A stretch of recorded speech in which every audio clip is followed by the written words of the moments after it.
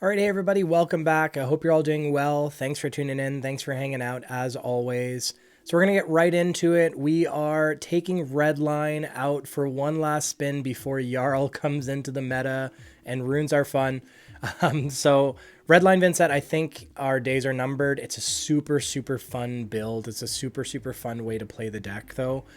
So I want to have some fun before we have to stuff a bunch of blues into our list. So let's take a look at another game. If you didn't see the first one yet, go back and take a look at that. So I had a really cool game into a bolt-in the previous video. This one we're going to take a look at New Ira. So this is fun. And New Ira, I'm actually really interested in building this list. I do like Ninja. It's one of my favorite archetypes. I like Rainblade, of course. Specifically Vincent, and I also very much like Brute, and I like Ninja. So those are probably my favorite classes. So I'm just going to pause some sideboard decisions here we're making for Ira. I'm just going to try and go hard, I think, is the plan here. I might change my mind, but we're going Ravenous Rabble, Pumpkin, Succumb. Those are like my go, foot on the gas sort of pieces. So we're maybe trying to race here. I'm also putting Haunting Rendition in as like my versatile piece, can block for 4 if it needs to prevent sort of a mask on hit. Can also make us a rune chant when we need it. I'm also now deciding that maybe it makes more sense to go Widespread Destruction because they like to have those 5-card hands. And now I'm actually deciding maybe we just go more defensive. And so I go super defensive. I actually decide to go all 6 D-Reacts and then Ravenous Rabble still and Succumb to Temptation. If I wanted to go ultra defense, I cut the Rabbles and I go Widespread Destruction to threaten their arsenal. That could have been another decision. I think the 2 decisions here would have been either full foot on the gas, get rid of the reduced to rune chance and go Pumpkin, or full defense, so all the D-Reacts, well, for the 3 blocks, the 3 D-Reacts, cut Rabble, go Widespread Destruction, but I want some damage output here, so I don't mind the plan of just going with Rabble as well. So we do have some, opportunity to go wide. Our turn 0 is not very good. We drew into 4 attack action cards, we banish a whale. This is where I miss Grasp, but Grasp just, there's no world where you play Grasp in Redline. Like, I'd pitch all 3 of these. It would be good in this situation, but it's very seldom good. So here, we're going to banish a Deathly Whale. We're probably just going to Arsenal this Bounding Demagon, and then call it a day. I'm not breaking Vexing on turn 0. I could have swung, like I could have pitched 2 cards, the 2 reds into Deathly Delight, but it's just, then I don't have any rune chance for my whale next turn. It's just all bad. In this case, we got lucky. We drew into Reduce to Rune Chant, which, because we have a rune chant floating, we are going to be able to use to make a second rune chant, and then we'll be able to play out the whale. But we're still like, we have way too many attack action cards, so I'm going to have to start to block some of these. In this case, we're going to get our value out of Bloodied Oval early, play Bloodied Oval, and Reduce to Rune Chant to cover this leg tap up. Honestly, I could have just given another, like we have too many attack action cards. I guess I'm worried that they're going to go wide by playing leg tack second. So we got our Bloodied Oval value, and here they did present another 5. So kind of, did the right thing. So we just give them the rest of our attack action cards, banish a second Deathly Whale. We're at 3 chance now. We can just present one of them for 3 and 6. But we have some catching up to do. So we started that game on not a great foot. We're down 2 life. We took 1 from the initial Kodachi. We took 1 to Blood Debt. We're going to take another 1 to Blood Debt on this turn. And we haven't really been able to set up anything significant in terms of like floating damage to the next turn. So we are starting behind. We're starting this game behind. So we have some catching up to do. Now we draw into some of our power non-attack action cards. I love Shadow Puppetry on a Deathly Whale turn, but we do only have a 1 rune chant that we're floating in the next turn. So we need to find the second rune chant before we start the turn, which might be Funeral Moon, but Funeral Moon is the only banished target in this hand as well. So this is a tough one for sure. We might have to break Vexing Quill Hand. We'll see what we decide to do. So here, we're just going to snap take our first Kodachi. We're not going to lose value on that. Second Kodachi, we can think about blocking. We have an extra Go Again enabler this turn. Shadow Puppetry is the obvious one to hold back because it pairs so nicely with Whale. Shadow card allows us to take the damage from Zen State, give Go Again to Whale, and guarantee that we'll get 2 chance when we close the chain. So Mauve Skies in my head here is kind of the card that I don't mind losing from this hand. So if I'm worried about Mask Trigger, we could throw Mauve Skies in front of this Kodachi and hope that they don't have like, well, I mean, that would just kind of stuff the mask. So that's one decision. I'm thinking about it. I don't know if I just maybe decide, yeah. So I just decide we're going to see what they do on their third thing. If I'm really afraid of it, I could consider blocking it. In this case, it's an E-Strike, so we were pretty punished there. I probably should have just given Mauve Skies on the second dagger to kind of like just guarantee that mask wasn't going to hit. In this case, there's no world where I'm covering up 7, so I just have to take it. In this case, we're in it. I'll have to try and set up the Mauve Skies in Arsenal or something like that, but it would have been the call to give it on the second Kodachi. So think about that. If you do have, you know, it sucks to block with your non-attack actions, but in this case, blocking second Kodachi, which gets the buff from Ira, with a like superfluous non-attack that you're not going to use, is not a bad call. So that, in hindsight, would have been the play. In this case, oh, yeah. So because Shadow Puppetry is a shadow card, we can just hurt ourselves and allow us to play Funeral Moon out at instant speed. I actually didn't see that when I was talking through this line the first time, but Shadow Puppetry, Funeral Moon, and Whale, as long as we have a Rune Chant floating, can get us to 3. We're going to play out the Malefic Incantation, so we can have an extra Rune Chant once we close the chain here. So we're going to go Whale, 3 and 6, 1 Rune Chant created on the back end. If it hits, we get to look at the top of our deck, and if when we break the chain, we're going to get 2 Rune Chants. So depending on what we see off the top of my deck, if we see anything, if they let any of this hit, we could follow it up with that, or we could just follow it up with a Bounding Demagon here. We're at a pretty significant life deficit here. We had to take quite a bit of damage on our last turn. So we got a Widespread Rune, which is great. So now we have something to think about. So we have 1 Rune Chant from Malefic Incantation. We can break chain to make 2 more to go Mauve Skies, Widespread Ruin, Bounding, which, like, you can almost think of Ira as like a mini Guardian because they're able to soak up so much damage. So I don't hate that, like just trying to get value. The other option, by the way, would just be to go Bounding and then set up Mauvrian Skies in Arsenal, and then we're floating a Go Again enabler, an attack in our Banish Zone, and 3 Rune Chants to our next turn. I don't hate that either. But in this case, while we're stripping cards, I think, yeah, we just decided to go for it. It does like prevent us, or we're clearing our blood debt, so we're not going to take 1 point of damage, and we're just getting the value now rather than floating it to the next turn.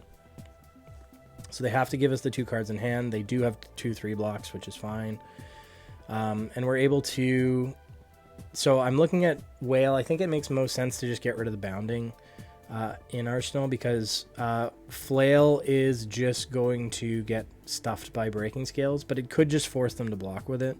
So I don't know what was correct there, but we just decided to clear Arsenal and send another 3 at them and try and bring them down to our level. So this is also like where Zen State, like, it's important that we can keep our foot on the gas a little bit. Like, that was a really strong turn that was able to strip their hand and still deal damage. But, like, the follow-up turn is almost equally important. In this case, it looks like just setup for us. We don't really have a good banish target. I think, yeah, just Dirge, turn 1 Rune Chant into 3 Rune Chant, set up a second Malefic Incantation. We could swing if we swing Swarming, it will have all modes active. We created 1, 2, 3, 4. We'll create 4 Auras this turn, and still end on 2 Rune Chants. I don't hate that. Or we can just literally put Swarming in Arsenal, and it'll be like, because we have 2 Malefics, when we swing, we make 2 Auras. So like, it's all modes are going to be online anyways. So I don't hate either option. In this case, it looks like I chose to do both. I swung, I took it back, and then I put it in arsenal. So we're just floating that damage to the next turn, which is fine. I don't know if it matters either way. On our next turn, so I'm just thinking ahead, we have 3 chance where we can banish whatever we want. Tunic is online, so we could pay for Eloquent Eulogy with Tunic. We can get an extra action point with Succumb. So I like this hand makeup. This is 2 at block, but it's 3 value if we don't block with it. So I'd be really tempted to keep this whole hand. I wouldn't be surprised if we take a bunch of damage here. No matter what, we're never blocking this first Kodachi unless we're using like Oval.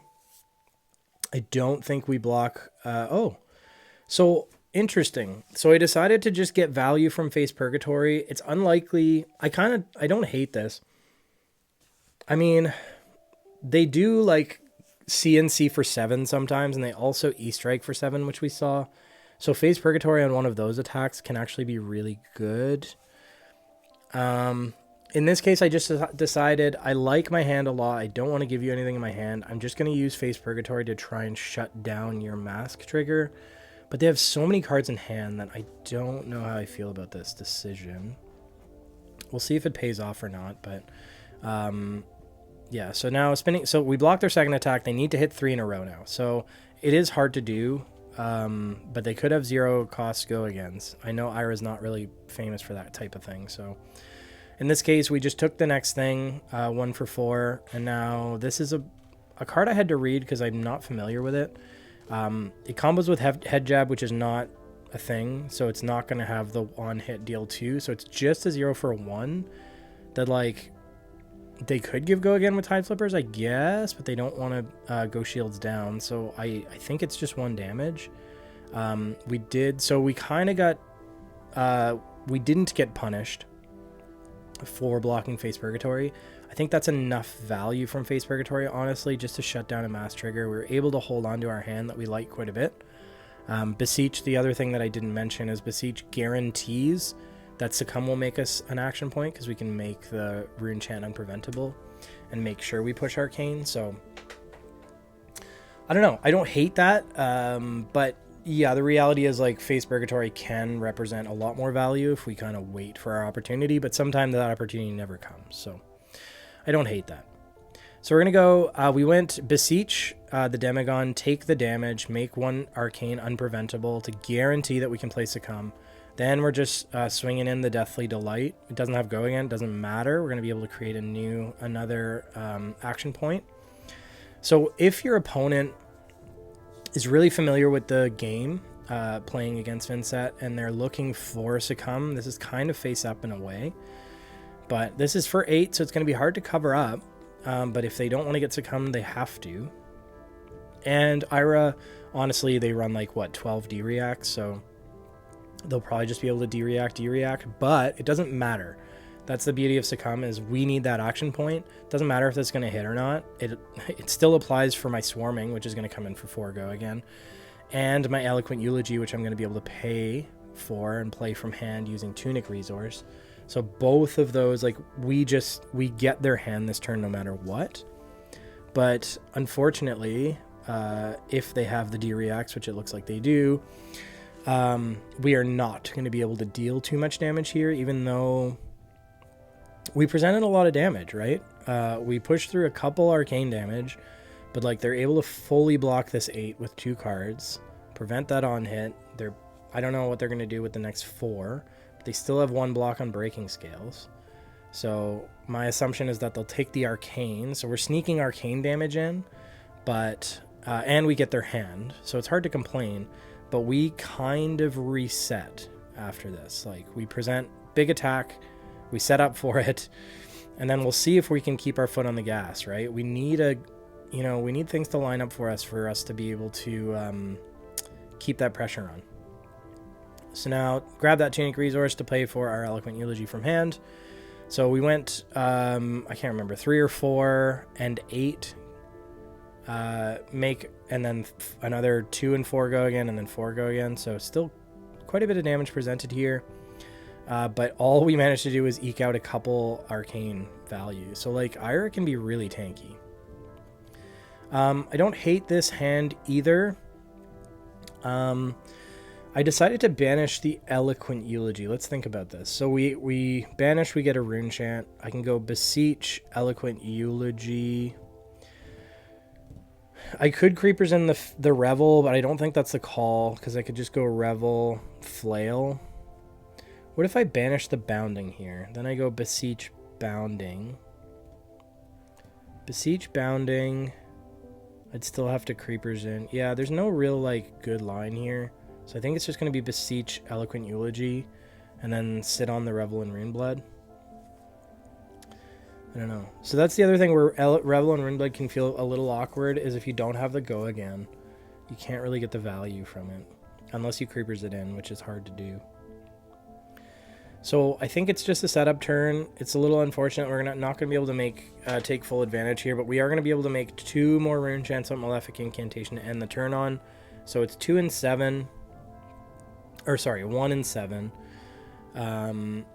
With 2 Rune Chants on the back end. It's still some big numbers there, so that's not terrible. Let's fast forward, see what they decide to do. They give us an E-Strike and call it a day, so they did actually take 4 there. So they block for 3, take 4 down to 19. We're just going to set up that Revel in our arsenal and hope for the best. So I love to see this. So read the runes. Another reason why we might not want to cut it. Yes, it can feel awkward in certain hands. The 4 situations that you're going to play Revel in, or read, sorry. Turn 0 feels amazing. You just get to set up, it's free 3 value that you just float to your next turn that your opponent can't do anything about. Amazing. That's like the ceiling on read, I think, probably. You play it on Eloquence, so to get Eloquence can give it go again.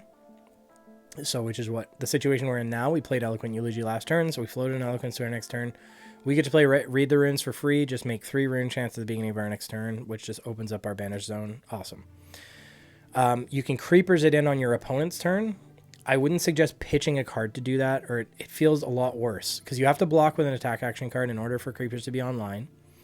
Then you can activate Creepers. It makes more sense if you have Tunic online, because then you're blocking with maybe a card you're going to block with anyways.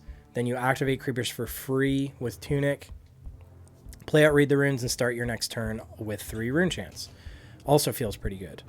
The last situation is if you have a Go Again enabler and you're able to end the turn on Read the Runes. Otherwise, if you have no Go Again, if it's not turn 0, obviously, and you have no way of giving it Go Again, and you don't have Tunic online, like if Tunic is online, you can always Creepers it in at the end of your turn too. So like, I don't know.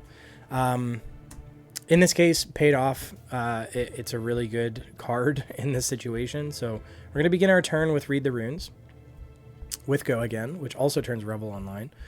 What we don't have is, we have 1 chant. We could banish. We don't have Tunic online is the other issue. So I could Creepers. You could also Creepers read the runes in. If I banish Widespread Ruin, what do I have in Arsenal again? Bounding? No, Revel. Banish Widespread Ruin. Play Read. Swarming. Yeah. There's no like sneaky here. It's just all face-up damage. So we're going to go Read the Runes. Probably Swarming Gloomveil. Revel. Widespread. And then put the Bounding in. I mean, Bounding can just be a block card here. So if they present something that's easier to block, like Mauling Key, it could give Bounding, Tunic, and Creepers, but that feels kind of bad. I don't know. Do I just take Mauling Key here? No. I don't know. So if I take Mauling Key, they get their Mass Trigger and they get to float a card to their next turn, so they put an Arsenal. So I'm looking at this Bounding, which isn't really it would end up in my Arsenal at the end of our next turn. So the question is, am I comfortable giving both Tunic and Creepers here? And just like the rest of our cards, it's a really tempting line. So it does look like that's what we're doing. So we don't want to give up Read the Runes. It's a free 3 value. So that's another thing we could have thought about there. Like, Read the Runes is awesome with Eloquence, don't get me wrong. It's just a free 3, it's a 0 for 3. But in that case, it would have saved our Tunic and our Creepers. So we're asking ourselves, is our 3 rune chance worth Creepers and Tunic? Because I could have just blocked with Bounding and Read the Runes. And then but then we don't really get, like, we don't get to play Revel. Because we need to play Read to play Revel. So, I don't know, it's a tough one. But we're going to be able to present a bunch of damage here. So we banish Ruin, and it feels weird. Like, we're going to play out Read the Runes, Eloquence breaks, gives it go again. So we're going to start our turn on 6 chance. And it feels weird swinging Swarming first. Because we have 6 chance, we're like, oh, let's get the Widespread Ruin out. But we have Revel, so we're going to be able to make 4 chance after this resolve. So we have to go Swarming first, which is definitely going to be all online. We've made 4 rune chance. We're going to make a 5th here with Malefic Incantation. So many auras were made. So all the modes are online. So it's a 0 for 4, go again. We're going to be able to break or play out Revel and come in for another 10 following this. So this is 6 and 4, 10, plus 5 and 6, 11's 21 damage turn. They're pitching. So again, my assumption is that they're going to be able to prevent a lot of this damage. Like, again, Ira can be quite tanky, so we'll see. So giving us Tunic, which we're happy about. No, they're not. Maybe they were trying to activate it. I do that all the time too. Yeah, they were trying to get the resource from it, which I do all the time. So, to pay for Oasis. That makes sense. So they're paying for Oasis. They're going to prevent this swarming. They're not going to get to gain a life, which is great. We play Revel, make 5 chance. Well, 1 from Malefic, 4 from Revel. Come in for 5 and 6. No matter how tanky they are, they're going to take damage here. So they're just snap taking all the rune chance. They can give us 2-3 blocks to kind of prevent this ruin, widespread ruin, but they're not going to be able to do much on their turn. So we're not leaving them with much options here. So they actually give us Mask here. Oh, they were stuck with a couple 2 blocks. So they had to give us, they wanted to cover this up. I don't know about giving Mask, but I don't know what, Ira, I think it makes sense. They're trying to grind the game out. They're trying to get that value over the long term. So they just gave us Mask there. And what our goal now is just to try and keep going. So in this case, we have Deathly Wail. We still have Vexing Quill Hand up. So we can go Deathly Wail, Quill Hand, play out Wail. Oh, I think I choose a really spicy line here, which is interesting. So another thing you can do and think about is if you have Funeral Moon, by swinging... yeah, this is actually really interesting. Succumb to Temptation opens up some interesting lines. So by swinging Flail, you take damage, obviously, which opens up Funeral Moon. So we can swing Flail, and in response to, like, before the rune chant even resolves, we can play Funeral Moon. This is a good way to end the game, honestly. If you just need 1 damage to eke out and you have at least 3 life, you can swing Flail, paying a life, going down to 2. Play out Funeral Moon before the rune chant resolves. Like, if your opponent's at 1, this is a way to eke out 1 last Unpreventable with just Funeral Moon. Like, you can banish Funeral Moon, swing Flail, Funeral Moon in response. You need to be at 3 life because you need to take 2 damage. It shoots out that Unpreventable.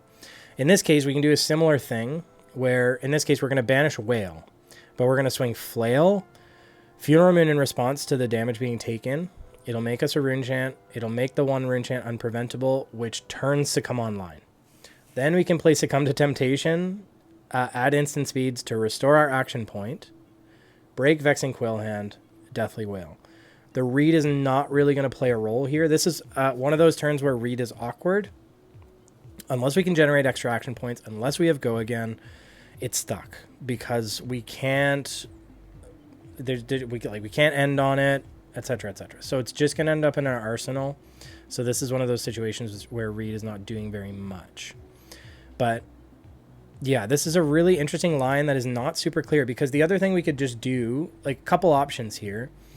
We could just Vexing Quill Hand and Wail, call it a day. But because I know Ira has such a large volume of blues, chances are they're just going to pitch for the blues and then give us 2 cards. They still get 1 card. They can go Kodachi on their turn. Okay, so they can easily block this out. They even have Tunic if they need to get over a breakpoint.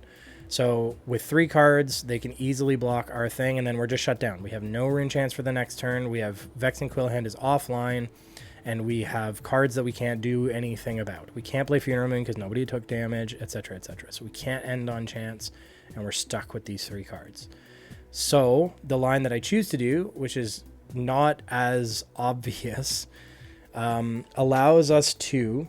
So I actually did not see the line immediately. So I popped Vexing, and I think I realized... because, yeah, this line is not easy to see at all. So something to keep in mind. If you have Funeral Moon, think about the interaction between Flail and Funeral Moon, especially with Succumb. So I'm just trying to make this line work right now. And you can see me pointing. And so I undo here. Obviously, not a great thing to do, but on Talishar we're practicing. So apologies to my opponent there for the undo. But this line allows us to guarantee that we're pushing damage and floating chance to the next turn.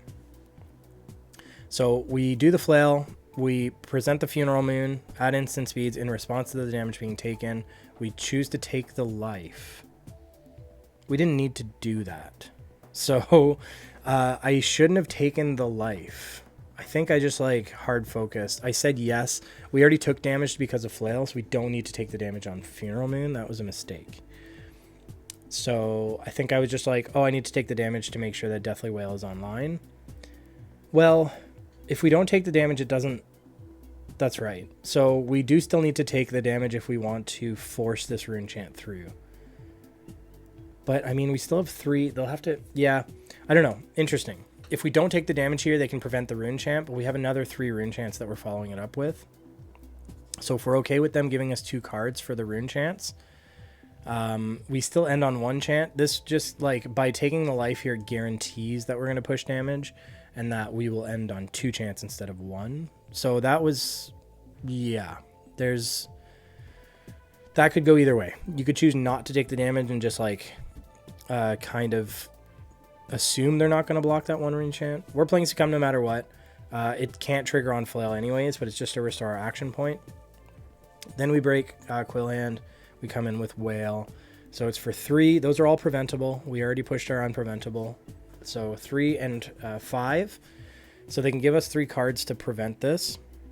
But in this case, they just decide to take the rune chance, go to 7, and maybe deal with the 5. So they have a reaction sink below and Flick Flack. So they have a bunch of reactions in hand. So interesting. They could have kept the Flick Flack in deck by just pitching to the rune chance, but... whatever, that's fine.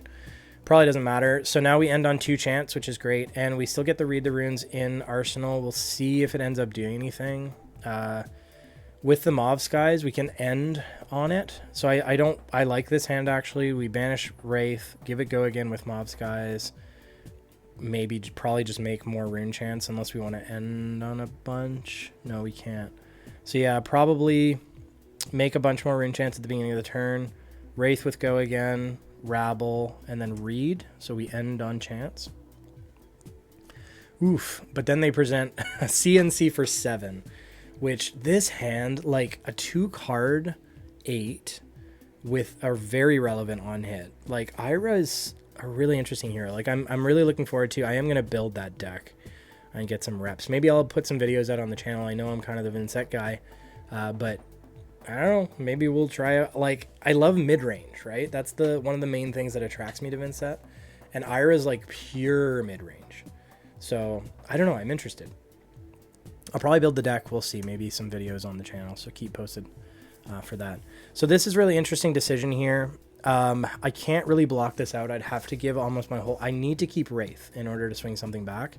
So if I give the other 3 2 blocks, this is still hitting. So I think I'm just like... The decision is take all the damage. We go to 4, which is very stressful, but then we get to push a bunch of damage back at them while they're at 7. So we're playing to win here. I think you just gotta eat it. Unfortunately, we won't end on rune chance with the Read the Runes, which is really unfortunate because we're gonna lose that Read the Runes. But there's no world that we give more cards here, because if we give cards to block this out, we just don't have a turn, which is not, that's too much of a tempo swing. So we just have to eat it and move on. So make a bunch of rune chants. We'll start on 5. Go Mauve Skies, Wraith for 5 and 6 go again, and that's 6 they can't ignore. Then we get to go Ravenous Rabble for probably 4 go again, and then Flail for another 1. So this is 5, 11, 15, 16 damage when they're at 7. Yeah, it's no joke. So they pitch their first blue. They take 2 rune chants down to 5. They have to give us 2 cards here, otherwise they're in big trouble. So they choose not to block. They react with a Flick Flack, and they made a huge mistake. So I don't know what the thinking. Maybe they're playing to win as well, and they're just hoping we don't have anything else. But even if we just swing Flail here, it's another 3 and 1. So they have to give us their hand. So no matter what, they're giving us their hand this turn. They should not have let that Mauve Skies hit, which is what I'm double checking, is that they did let it hit. I was thinking about undoing, but maybe they had a reason for it. So I understand, like on Talishar, sometimes it's hard to see that Mauve Skies trigger, but that definitely lost them the game, because now they give us 3 to prevent that. They have a 2 block. So I think the play would have been, let me rewind. I want to know what they were at just for a second. So before the Mauve Skies hits, yeah, so they're at 5. They have a Flick Flack. So I think they give the Flick Flack and the 2 block just to cover this up, and they're left with a 3 block in hand. So then they would stay at 5 instead of going to 3 and letting us make 3. So they would still be at 5. They would only have 1 card left in hand, but we would not have a rune chance. So then we swing, they're at 5, we swing Rabble, they give us the 3 block. They go to 4. We swing Flail, they go to 3, and we end on a rune chant. But they're still alive at 3 with no cards in hand, and we have to see whether we can keep our foot on the gas. Because with events that, like, the reality is you can fall on your face. But in this case, they're just dead, because they have to give us the blue, the 3 block. They have to give us their 2 block. They go to 1, and then we have Exacxes with Flail, and they have nothing left. So that's the GGs.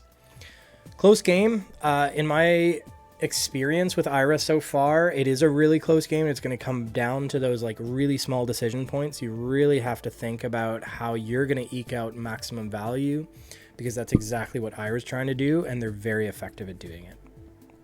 So I like Ira a lot. I think that was a really interesting game. Great game. GG's to Kapow, my opponent. Keep an eye out on the channel for maybe some Ira content. I don't know. It's tempting. But for now, please subscribe if you aren't already subscribed, if you like this content. We're working our way to 1,000, so make sure you get in on the 1,000 subscriber giveaway on the channel to win yourself a die, I suppose, or multiple die, so dice that I made, or an altar. So go check out that video. I'm not going to keep you for much longer. I have one more pre-recorded game that I want to go through on Redline here. So we'll chat soon. Okay. Cheers, everybody.